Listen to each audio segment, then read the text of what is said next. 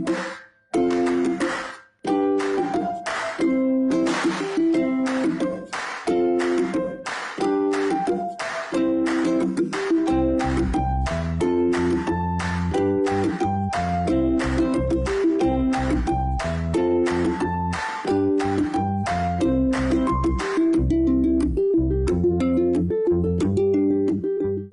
everybody, and welcome back to another mathematics video. And I trust that these videos that you've been looking at, they have been helpful, and you now have a better understanding and appreciation of mathematics, especially CSEC mathematics. Now in this video, we'll be looking at quadratic equations. Now I know in previous videos we looked at factorizing quadratics. Now in this video, we'll be taking it a step further. We'll be solving quadratic equations. And we'll be doing that by factorization. So at the end of this video, you should be able to solve quadratics after factorization. So let's recap what we know about quadratic equations. Now we know a quadratic expression. The general form for a quadratic expression is ax squared plus or minus bx plus or minus c. And this is the general form for a quadratic expression. Now for the quadratic equation, the only difference is, or the only addition that we're doing to this what we currently have, is that we're equating this to 0. Because we know in an equation, we must have an equal sign. So all we're doing, we're equaling this to 0. And here we have the general form of a quadratic equation. Ax squared plus or minus bx plus or minus c equals 0. So now that we can remember the general form, now that we have remembered the general form of a quadratic expression, and we took that information, we turned it into an equation, now let's look at how we can solve quadratic equations. Now remember, to solve any equation, the whole purpose is to find the value of the unknown in the equation. So let's look at this first example. The first example is solve the following, and we have 2x squared minus 7x plus 3 is equal to 0. And the instruction is to solve this equation. Now we can see this is a quadratic equation because it's in the general form. And to solve this, we are doing something that we are already familiar with, the first step. The first step is to factorize this quadratic. And we'll factorize it using the AC method that we learned previously. So let's factorize this expression using the AC method. So the first thing is that we identify the value of a, b, and c. So we see a is equal to 2, b is equal to -7, and c is equal to 3. And after we're done identifying the value of a, b, and c, now we find AC. So we see AC is equal to 2 multiplied by c, which is 3. And 2 multiplied by 3 would give you 6. And now we have the big step. The big step, which is to find two values. When you multiply them, you must get this AC, which is 6. And then when you add them, you should get b, in this case, which is -7. So we box our mind, we think around, we think about the factors of 6. And we have two factors. Since we want to find a -7, we must have a negative in the two terms. In this case, we see we can use -6 times -1 will give us a +6, because we know a negative times a negative will give you a positive, and 6 times 1 will give you 6. And then we have -6 plus -1 will give us -7, because we have the positive and a negative, or the plus and the minus together. These two will cancel out and give us a minus. So -6 subtract 1 will give you -7. So we have our two numbers that we are substituting for -7 in the equation. So we'll have 2x squared minus 6x minus, instead of 1x, we'll just say x plus 3 is equal to 0. Next, of course, we pair off the terms, and then we factorize each bracket individually. So we look at the first bracket, 2x squared minus 6x. We look at the 2 and the 6. We see between the numbers, we see 2 is the highest common factor, so we factor out the 2. And then we look at the letters, the variables. We see x is the highest common factor between x squared and x. So we factor out 2x. And when we factor out 2x from the first term, we are left with simply x. When we factor out 2x from the second term, we are left with minus 3. And then we go to the second bracket. So remember, we have this negative sign in front here. And in the previous video, I emphasized that whatever sign is in front, that is the sign you're factoring out. So we have to factor out the negative first of all. And then we see we don't have any coefficients in common, no numbers in common, nor do we have any variables in common. So we factor out 1, because 1 is the highest common factor between those two, since they had nothing else in common. So we factor out the negative 1 from the first term. When we factor out negative 1 from negative x, we're left with positive x. And when we factor out negative 1 from positive 3, we're left with 3 divided by negative 1 will give us a negative 3. So we're left with minus 3, and that is equal to 0. And then the last step to factorize this here, we take what is outside and we put in a bracket. So this will be 2x subtract 1 in one bracket and x minus 3 in another bracket, and that is equal to 0. So that is how we factorize. But remember, we are not factorizing, we are solving. And I want us to pay keen attention to these terminologies in these questions. When you're asked to factorize, you stop at this step. Well, of course, you won't have equals 0. When you're asked to solve, you take it a step further. You have to find what is the value of these unknowns. So we see we have two brackets, and both of these brackets are equal to 0. So what we can do, we can separate them and we can equate both brackets to 0 separately.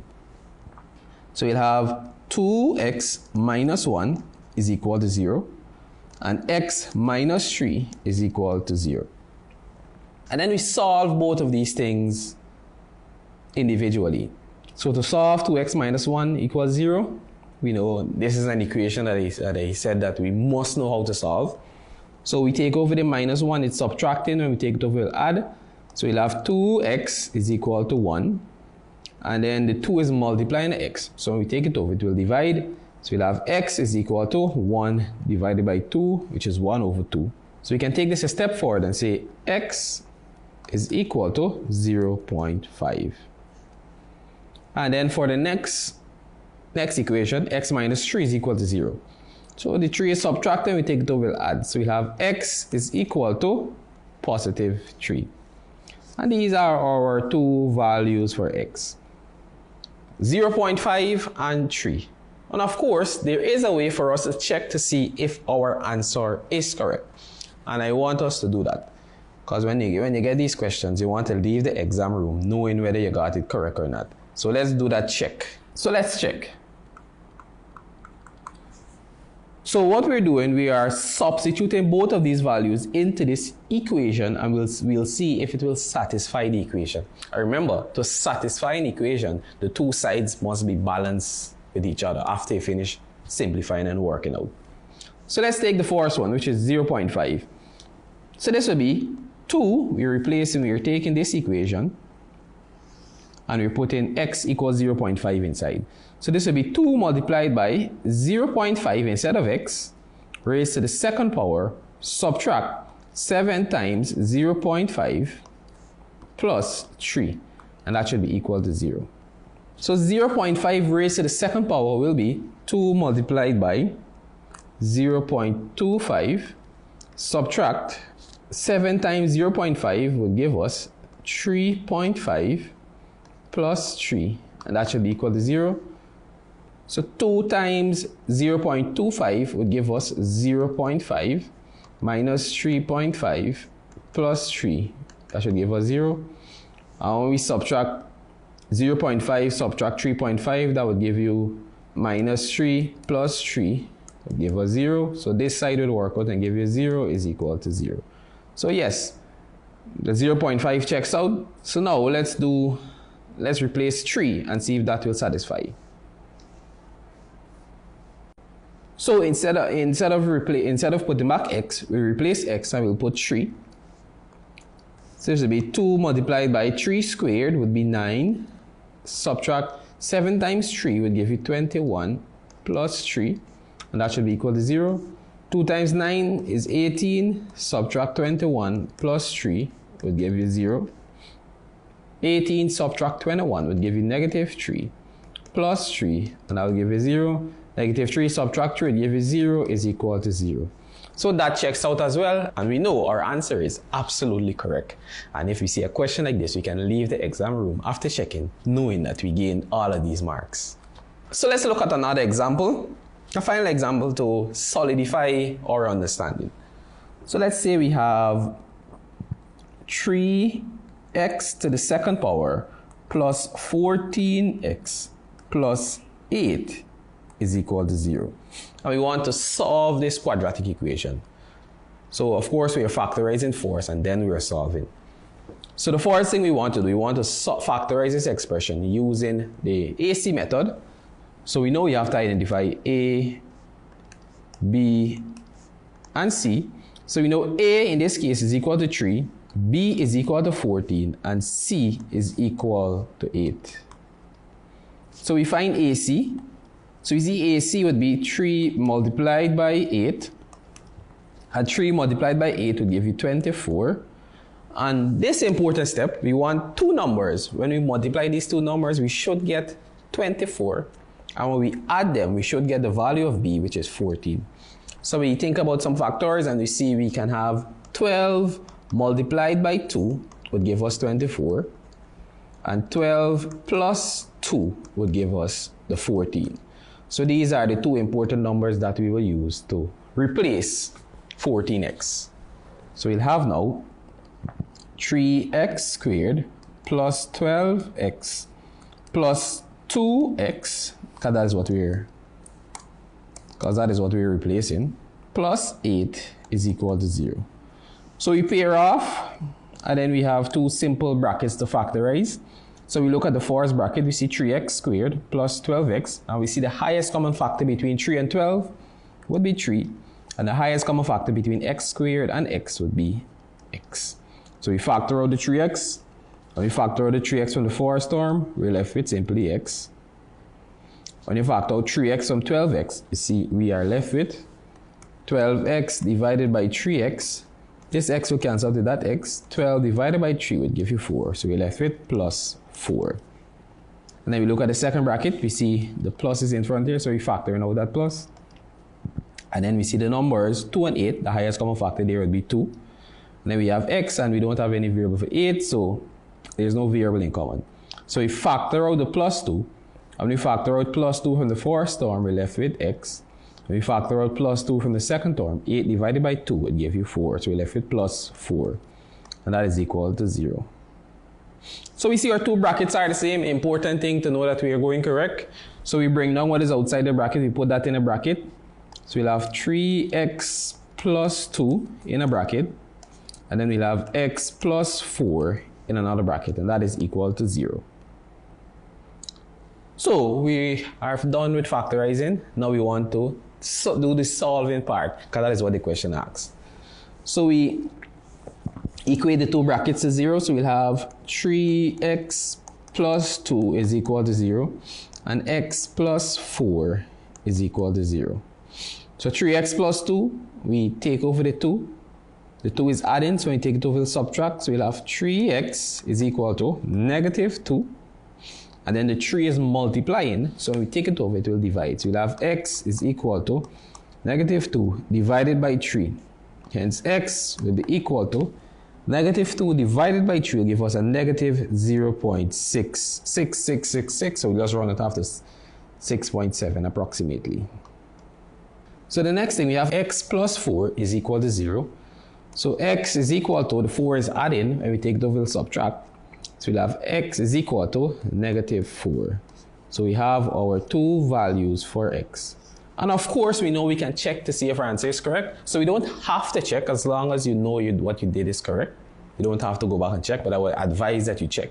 So in your own time, you can check to see if this answer is correct. So we can end off by saying, therefore, x is equal to negative 0.67 and x is equal to negative 4. So one thing we notice is when we solve quadratics, we would normally get 2 values for x. So that's one thing we want to pick up on. When you finish solving a quadratic, we get 2 values for x. So with that, I'll leave this one for you to practice on your own. So you want to solve this. X squared plus 2x minus 15 is equal to 0. Solve this equation. And with that, it has brought us to the end of this video. I trust that you now have a better understanding of how to solve quadratic equations by factorizing. And with that, I'll see you in the next video. Take care.